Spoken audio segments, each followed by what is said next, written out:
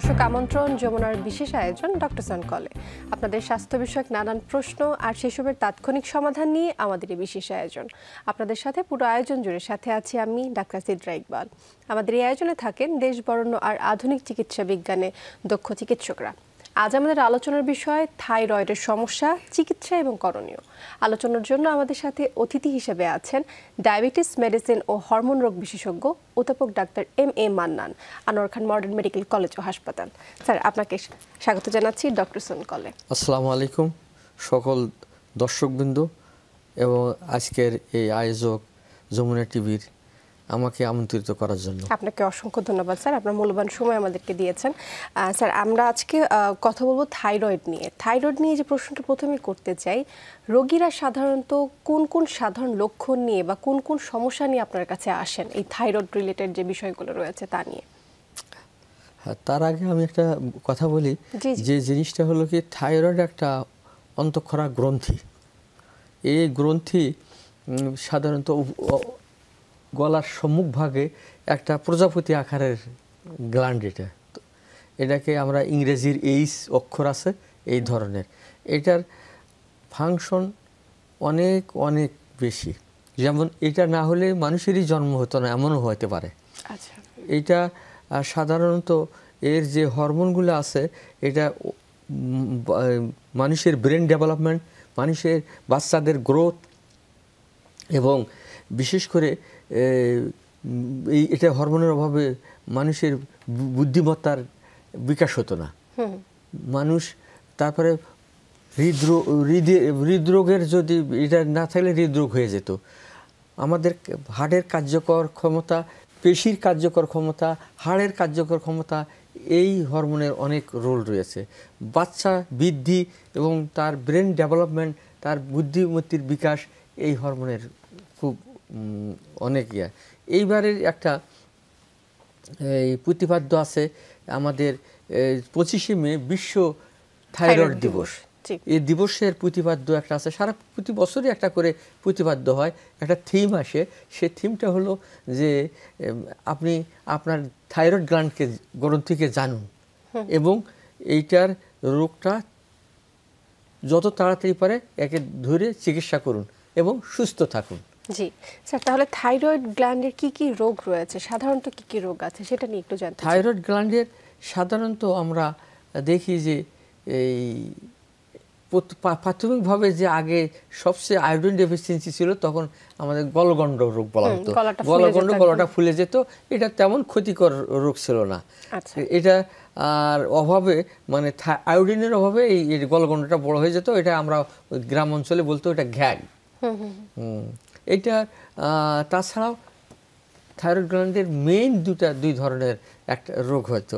একটা হলো হাইপোথাইরয়েডিজম, মানে এর অন্তঃক্ষরার থেকে যে হরমোনটা তৈরি হয় থাইরক্সিন, এটা কম তৈরি হতো অথবা হতোই না এরকম।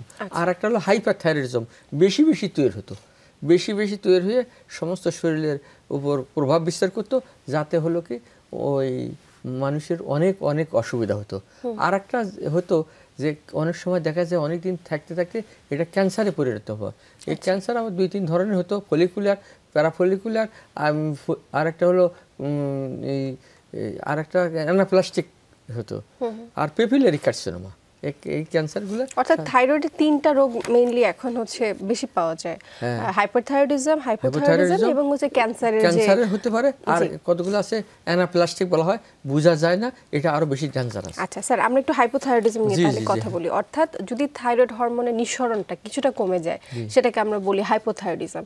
প্রথমে জানতে চাচ্ছি যে হাইপোথাইরয়েডিজমের যে নরমাল রেঞ্জ সেটা কতটুকু থাকে, স্বাভাবিক অবস্থায় কতটুকু থাকবে? হ্যাঁ, হাইপোথাইরয়েড এটা মানে আমাদের হরমোন যে তৈরি হয় 2 ধরনের, মানে T3 T4, এটা ওখান থেকে তৈরি হয়, থাইরক্সিন, টাইরোথাইরক্সিন। এই 2টা হরমোন এখান থেকে আসে। এটাকে কন্ট্রোল করে আবার হলো থাইরয়েড স্টিমুলেটিং হরমোন THS। এটা আসে ব্রেনের পিটুইটারি গ্ল্যান্ড থেকে। আমরা মাথায় যে ব্রেনের মধ্যে যে গ্ল্যান্ড আছে 2টা, সবচেয়ে হাইপোথ্যালামাস হলো এখন মাস্টার্স গ্ল্যান্ড বলা হয়, তারপরে আসতেছে হলো পিটুইটারি গ্ল্যান্ড। পিটুইটারি গ্ল্যান্ডের 2টা ভাগ আছে, এন্টেরিয়র পিটুইটারি থেকে এই থাইরয়েড স্টিমুলেটিং হরমোন আসে, এই থাইরয়েড গ্ল্যান্ডের উপর প্রভাব বিস্তার করে একে কন্ট্রোল করে। এর থেকে এই হরমোনটা থাইরক্সিন হরমোনটা নিঃসরণ করে এবং সারা বডিতে কাজ করে। বিশেষ করে কাজ করে হলো মেটাবলিজম অ্যাক্টিভিটি, তার বডির তাপমাত্রা রক্ষা করা, তার কাজকর্মের যে সমস্ত স্পৃহা আসে এইটা আসে, চামড়া রক্ষা করা, চুল রক্ষা করা, বডির সমস্ত অনেক কিছু এটার প্রভাব এর বিস্তার করে।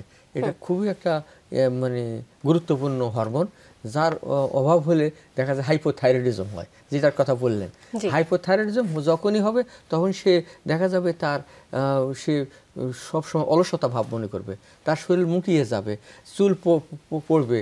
দেখা যায় যে আমাদের অনেক দিন যদি আনট্রিটেড থাকে তবে দেখা যায় যে এই ভ্রু আছে যে এই ভ্রুগুলো পড়ে যায়, তারপরে দেখা যায় চামড়া খসখসে হয়ে যায়, তারপর ওই ঠোঁট অনেকের বাচ্চাদের যখন কনজেনিটাল হয় তখন বাচ্চাদের দেখা যায় যে তার নাভিতে আমলিকাল হার্নিয়া হয়, তারপরে জিহ্বাটা বড় হয়ে যায়, ঠোঁটগুলো মোটা হয়ে যায়।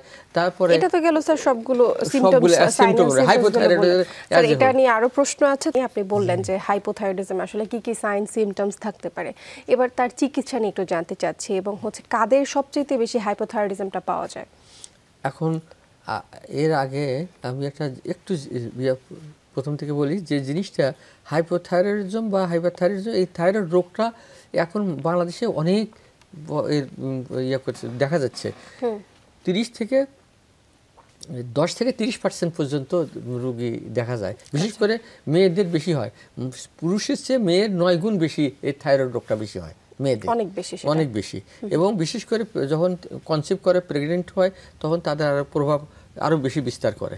সুতরাং হাইপোথাইরয়েড একটা যখন আসে তার সাধারণত আমরা সোজা এর জন্য চিকিৎসা এত সোজা যে এই হরমোন যেহেতু অভাব হয়, হরমোন রিপ্লেসমেন্ট করলেই ওর পুরোপুরি চিকিৎসা হয়ে যায়। আমাদের শোতে অনেক গাইনোকোলজিস্ট এসেছেন, অনেক বিশেষজ্ঞ গাইনি ডাক্তার এসেছেন, তারাও কিন্তু সবসময় বলেছেন যদি কেউ কনসিভ করতে চায়, যদি কেউ হচ্ছে বাচ্চা নিতে চায়, সেক্ষেত্রে অবশ্যই থাইরয়েড টেস্টটা যাতে সে করে নেয়। এবং থাইরয়েডের যে সমস্যাটা সেটা কিন্তু তখনই বেশি ধরা পড়ে, এতে কিন্তু বাচ্চার ব্রেন ডেভেলপমেন্টেও সমস্যা হয় এবং নানান ধরনের সমস্যা, মিসক্যারেজের সংখ্যাটাও কিন্তু থাইরয়েডের অভাবেই বেশি। আসলে এটা কেন, কি এমন মেকানিজমটা হয় যে এটার জন্য বাচ্চা মিসক্যারেজের সংখ্যা এত বেশি? আমি যদি এক কথাই বলি যে হাইপোথাইরয়েড যখন ওই হরমোনটা যখন কমে গেল বা নিঃসরণ কমে যাচ্ছে, তখন দেখা যায় যে সমস্ত বডির অ্যাক্টিভিটিটা সব কমে যাচ্ছে। Slowing of the whole body activity যদি যখন কমে যাবে তখন দেখবেন যে ওর যেমন একটা মেয়েদের যখন মাসিক হবে ব্লিডিং হচ্ছে, এত বেশি ব্লিডিং হয় যে এক্সেসিভ ব্লিডিং, মেনুরহেজিয়া বলা হয় যেটাকে। এই জিনিসটা তখন তাদের বেশি হয়। বেশি হওয়ার কারণ হচ্ছে কি হয় যে কন্ট্রাকশন যে করবে ইউটেরাসের ভেসেলগুলা, এটা কন্ট্রাকশনের ক্যাপাসিটিটা তার কমে যায়, তার ফলে বেশি বেশি ব্লিডিং হচ্ছে। প্রত্যেকটা অ্যাক্টিভিটি স্লো হয়ে যায়। যেমন তার অলসতা বেশি লাগবে, ও সবসময় ওজন বেড়ে যাবে, মুটিয়ে যাবে, কাজকর্মে অনীহা আসে। এই ধরনের হাইপোথাইরয়েডিজম মেইন সিম্পটমটা এই সমস্ত, অর্থাৎ বডি ইনঅ্যাক্টিভিটিটা সব অ্যাক্টিভিটি কমে যাবে। আচ্ছা, তাহলে এটার চিকিৎসাটা আসলে কি? চিকিৎসা অতি সোজা।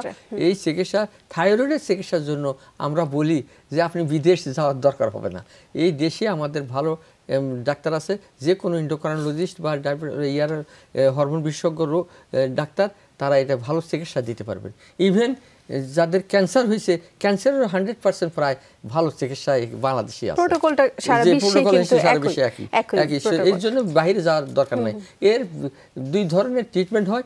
যদি আমার ক্যান্সার হয়ে গ্ল্যান্ড ফেলে দেওয়ার পরে যদি আমরা রিপ্লেসমেন্ট করি, এটা রিপ্লেসমেন্ট থেরাপি, মানে এটাকে বলা হয় যে আমরা সাপ্রেসিভ থেরাপি দেই।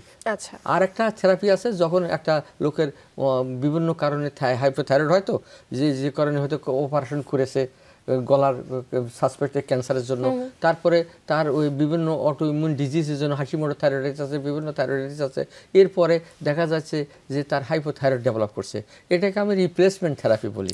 এর সমান ডোজ থাইরক্সিন দিলেই ওটা সব ভালো হয়ে যাবে, ঠিক হয়ে যেতে পারে। তবে কি থাইরয়েডের এই ওষুধটা আজীবন খেতে হবে? হ্যাঁ, এটা আমাদের যেরকম কতগুলো রোগ আছে আমরা দেখি আগে, এই যদি অটোইমিউন হয় তাহলে এর সারা জীবনে ইয়ে লাগে। এই জন্য আমরা পরীক্ষা করে দেখি আগে T3 T4 এবং থাইরয়েড অ্যান্টিবডি পজিটিভ যদি থাকে তাহলে আমরা তার সারা জীবনই চিকিৎসা লাগতে পারে। আর যদি অ্যান্টিবডি পজিটিভ না থাকে দেখা যায় যে ডোজ কমতে কমতে এক সময় হয়তো নাও লাগতে পারে, এটা খুব কম আর কি। প্রায় সময় বেশিরভাগই রোগীর সাধারণত সারা জীবনে ট্রিটমেন্ট লাগে। আচ্ছা স্যার, এবার একটু হাইপারথাইরয়েডিজম নিয়ে জানতে চাচ্ছি। হাইপারথাইরয়েডিজম কাদের বেশি ধরা পড়ে এবং হচ্ছে এই রোগের যে সিম্পটমস গুলো সেটা কি? হাইপারথাইরয়েডিজম, অর্থাৎ বেশি excessive hormone secretion and produce in the body and causes the মানে হচ্ছে বডির গরম বেশি লাগতেছে, বেশি হচ্ছে তার, এটা সাধারণত অটোইমিউন হয়, আমরা গ্রেভস ডিজিজ বলি। গ্রেভস ডিজিজ এই ইয়েতে হয় কি বডির বুক ধড়ফড় করা, অস্থির লাগা, গা ঘামা, শরীর কাঁপা, তারপরে দেখা যাচ্ছে যে ওই সে খিদা বেশি লাগছে, খাচ্ছে যাচ্ছে কিন্তু শুকিয়ে যাচ্ছে। এই হাইপারথাইরয়েডিজমে এটাতে আমরা দেখি যে তার ঘুম কম হচ্ছে, ইয়াতে রোগী একটু অস্থির ভাব থাকে, বুক ধড়ফড় করে অস্থির ভাব থাকে। এই বিভিন্নভাবে তারা অনেক সময় আমি বিশেষ করে আমরা বলি যে এই রোগীগুলো সাধারণত দেখা যায় যে বুক ধড়ফড়ার জন্য, অস্থিরতার জন্য কার্ডিওলজিস্টে যায়। তারপরে যখন ঘুম হচ্ছে না, তার হলো নিদ্রাহীন হয়ে যাচ্ছে, তখন সে সাইকিয়াট্রিস্টের কাছে যায়। এই ধরনের বিভিন্ন জায়গায় যাওয়ার ফলে তাদের হলো কি ভুল ইয়েতে যাওয়ার ফলে মানে রোগটা ধরতে দেরি হয়ে যায়।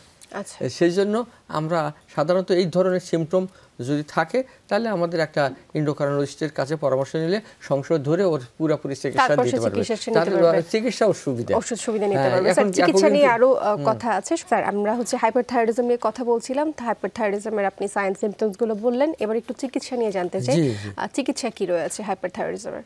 মানে চিকিৎসা, প্রত্যেকটা চিকিৎসায় আমরা করি থাইরয়েডের ডিসঅর্ডারের মানে according to the condition, situation, position of the thyroid gland, এবং যদি বেশি বড় হয়ে যায়, যেমন মাল্টিনোডুলার গয়টার বলা হয় উইথ থাইরোটক্সিকোসিস।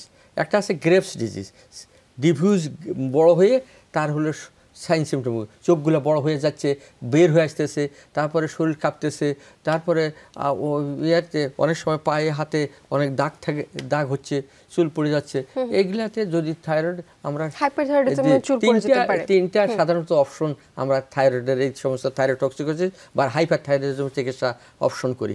নাম্বার 1 হলো যে মেডিকেল, দ্বিতীয় নম্বর হলো সার্জিক্যাল, তৃতীয় নম্বর হলো রেডিও অ্যাক্টিভ আয়োডিন থেরাপি।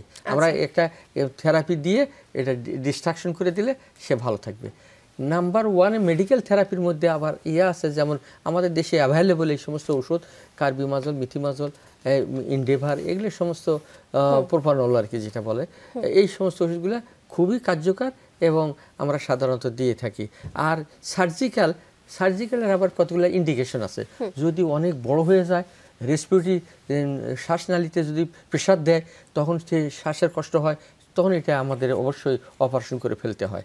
আবার রেট্রো এক্সটার্নাল গয়টা থাকে এবং একটু ইন্টারাপ্ট করছি, যদি কেউ প্রেগন্যান্ট থেকে থাকে তাদের যদি হাইপারথাইরয়েডিজম হয় বা এই যে আপনি বলেন নোডিউলার একটা যে থাকে সেটা যদি থেকে থাকে, সেক্ষেত্রে কি তারা অপারেশন করতে পারবেন বা তখন কি অপারেশন করাটা ইন্ডিকেটেড? জি, একটা খুব ভালো কথা বলছেন যে এটাতে আমরা সাধারণত করি কি ওই দেখি আগে ট্রিটমেন্ট দিয়ে দেখি যে কমে কিনা, যদি না কমার পরে আর যদি ইন্ডিকেশন থাকে, যদি কার করতেই হবে মানে থাইরয়েড গ্ল্যান্ডটা বা গয়টার বা থাইরয়েড গ্ল্যান্ডটা বেশি বড়, তখন তাকে আমরা সেকেন্ড ট্রাইমেস্টারে, আমরা প্রথম 3 মাস না, সেকেন্ড ট্রাইমেস্টার অর্থাৎ যখন মধ্যবর্তী জায়গায়, তখন আমরা ইয়া করে দিই।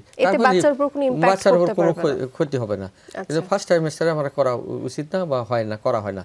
আর এটার পরবর্তীতে আমরা রিপ্লেসমেন্ট থেরাপি থাইরক্সিন দিলে তখন সে ভালো থাকবে এবং সুন্দর জীবনযাপন। আচ্ছা স্যার, মায়ের যদি হচ্ছে থাইরয়েডের সমস্যা থেকে থাকে, সেটা কি হচ্ছে বাচ্চার মধ্যে চলে আসতে পারে? এটা আমার শেষ প্রশ্ন আমাদের অনুষ্ঠানের সময় একেবারে শেষের দিকে। মায়ের এটা হলো জেনেটিক হিসাবেও আসে। আমরা এক ফ্যামিলি দেখছি আমরা 8-10 জন পর্যন্ত, 5-7 জন পর্যন্ত, 3-4 জন পর্যন্ত সবাই এফেক্টেড। এটা জেনেটিক আছে, ট্রান্সমিটেবল যে ডিজিজ এটাও আছে, জেনেটিকভাবেও আসে। তবে 100% যে আসবে তাও না, কতগুলো জেনেটিক স্কেপ করে যায়, কতগুলো আবার হয়ে যায়, তা হতে পারে। অর্থাৎ সম্ভাবনা আছে, হতেও পারে নাও হতে পারে। বাচ্চা অবস্থায় থাকাই ওইটা পরীক্ষা, প্রত্যেক প্রেগনেন্ট মহিলার বাচ্চা ডেলিভারির সময় বা পরে এটা করে নেওয়া উচিত, অবশ্যই করে নেওয়া উচিত। স্যার অসংখ্য ধন্যবাদ জানাচ্ছি আপনাকে ডক্টর সনকলে যুক্ত হবার জন্য এবং খুবই গুরুত্বপূর্ণ কথা নিয়ে আলোচনা করবার জন্য। জি, আপনাকে অনেক ধন্যবাদ। দর্শক, এই ছিল ডক্টর সনকলের আজকের আয়োজন। যমুনা টেলিভিশনের সাথে থাকার জন্য অসংখ্য ধন্যবাদ আপনাদের।